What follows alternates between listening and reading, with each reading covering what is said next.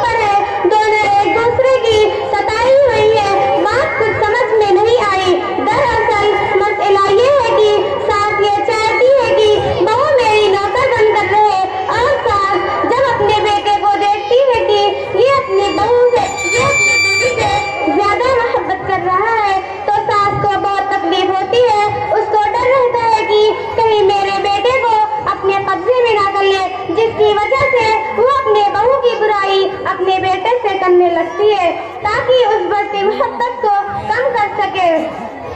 सास और बहू की लड़ाई की एक वजह ये भी है कि सास ये समझती है कि बेटा जो कमाई कर रहा है वो सारी की सारी मुझे दे, और बहू ये समझती है कि शौहर की कमाई मैं लूं।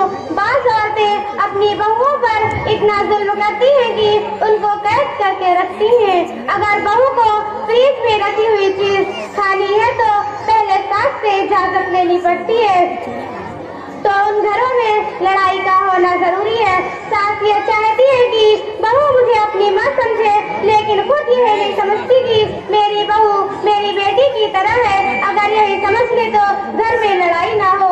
मेरी माँ और बहनों, इंसान मकान बदलता है, रिश्ते बदलता है, दोस्त बदलता है, लेकिन फिर भी दुखी रहता है क्योंकि वो अपना नहीं बदलता।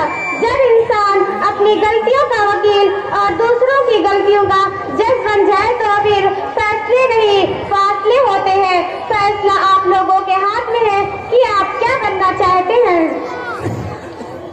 मेरी माँ और बहनों, बारिश का कतरा सांप और सीपी दोनों के मुंह में गिरता है, मगर सांप उसे जहर बना देता है जबकि सीपी उस कतरा को मोती बना देती है।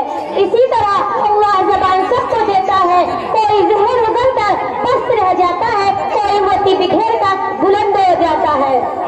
और जो बहुएं होती हैं वो अपनी सास को अपना दुश्मन समझती हैं, जबकि बहू को ये सोचना चाहिए कि अगर मेरी सास मेरी दुश्मन होती तो वो मुझे अपने घर में लाती ही क्यों।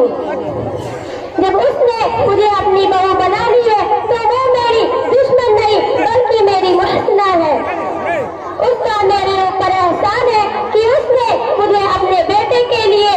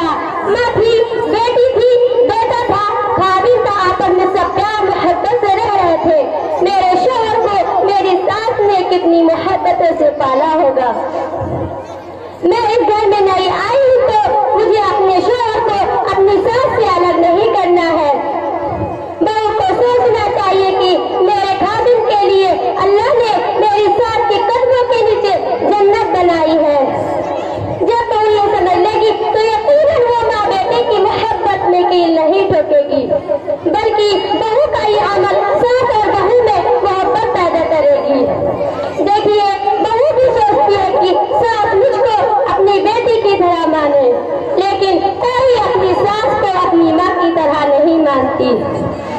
अगर सास अपनी बेटी को अपनी बहू की तरह माने और बहू अपनी सास को अपनी माँ की तरह माने तो कोई झगड़ा ही नहीं है। बाज़ औरतें इसलिए अपनी बहुओं से नाराज रहती है कि उनको वक्त पर खाना नहीं मिलता। बहुएं बहुत होशियार रहती है, अपने खादिम को अपने कब्जे में कर लेती है। इसके बाद सास को एक बुढ़िया समझकर एक कोने में पड़ी रहने देती है। ये चीज इंतहाई बुरी है। शरीयत ने सास का माँ और ससुर को बाप का दर्जा दिया है। आने वाली बहू ये समझे कि अगर मैं एक बुरी औरत की खिदमत करूंगी तो अपने खुदा को भी राजी कर लूंगी। अब इसके लिए अपनी सास की खिदमत करना आसान हो गया। मैं सास और बहू दोनों को कहूंगी कि सास बेटी समझे और बहू अपनी माँ समझे तो घर में किसी तरह की कोई लड़ाई ही नहीं। मुझे उम्मीद है कि मेरी इस बात से मेरी माँ और बहनें अमल करेंगी और अपने घर को बिगड़ने से बचाएंगी।